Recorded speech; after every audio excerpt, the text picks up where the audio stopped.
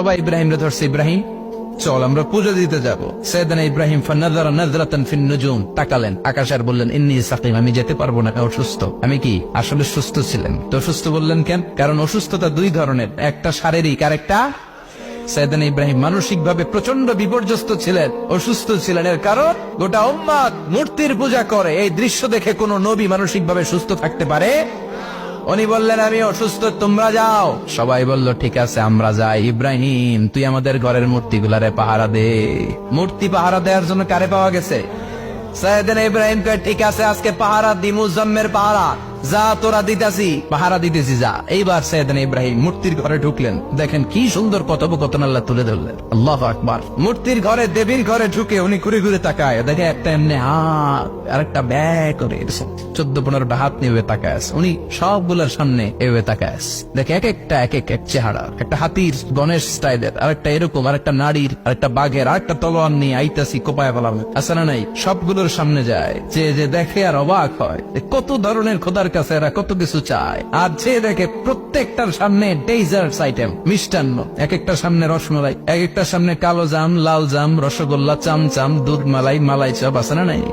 জিব্বায় পানি চলে আসছে নাকি? তো সাইয়েদনা ইব্রাহিম অবাক, কিরে এত মূর্তি, এত ডিজাইন, এত ভাবে এরা অঙ্গভঙ্গি করে আছে, এত খাবার দেয়া, খায় না কেন? সাইয়েদনা ইব্রাহিম ভাবলেন মনে হয় নাগাল পাই না, আমি একটু তুল্লা ধরি। উনি রসমালাইয়ের বাটিটা নিয়ে যেটা হা করে আছে ওইটার সামনে যায়, কয় খা। কি কয়? বানাই করতেছি মনে হয়। ফারাগা ইলা আলিহাতিহিম, মূর্তিগুলোর কাছে গেলেন। ফাকালা আলা তাকুলুন, খাবি না? খাবি না দাদা, আমি গেছি খা। কোরআন থেকে বলছে, ঠিক কিনা? উনি ভাবলেন ওরা হয়তো খেতে পারে না, নাগাল পাচ্ছে না, কিংবা আমারে দেখে লজ্জা পাচ্ছে। নিচ থেকে রসমালাইয়ের বাটি তুলে ধরলেন, উনি বললেন খা।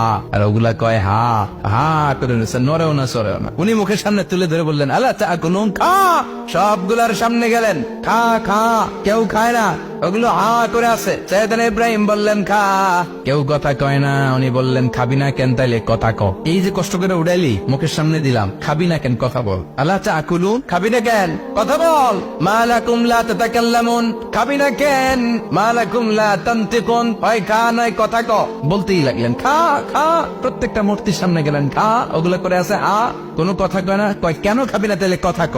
খায়ও না, কথাও কয় না। আপনার ছেলে বায়না ধরছে, আব্বা চানাচুর দাও। কি খাম? চানাচুর কিনে দিলেন, এই নে চানাচুর। এখন চানাচুর খায় না। কিরে বাপ খাবি না কেন? কথাও কয় না। খায়ও না, কথাও কয় না। এখন বাকি আছে কোনটা?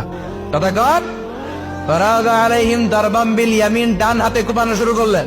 ইচ্ছা মতো খুশি কিল মারতে মারতে মূর্তিগুলার সাইজ। ফারাগা আলাইহিম দারবাম বিল ইয়ামিন, এক একটা নবীর হাতে জান্নাতি শক্তি দিয়েছে কে? খা নাইলে কথা ক।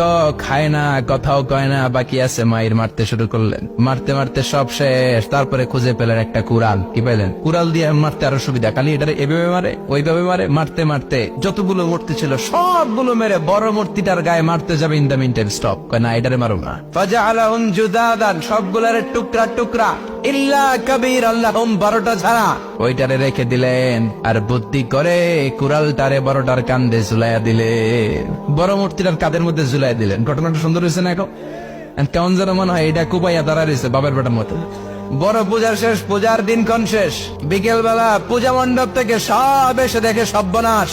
পাহারাদার ইব্রাহিম কই, আনতা ফাআলতা হাযা বিআলিহাতিনা ইয়া ইব্রাহিম। ইব্রাহিম সর্বনাশ কে কইছে? তুই কইছত নি? কই আইনো, বড়টাই কইছে, ওইটারে জিজ্ঞেস করো। বল ফাআলাহু কাবীরুহুম হাযা ফাসআলুহুম ইন কানু ইয়ানতিকুন, কোরআন থেকে বলছে, আমি করি নাই।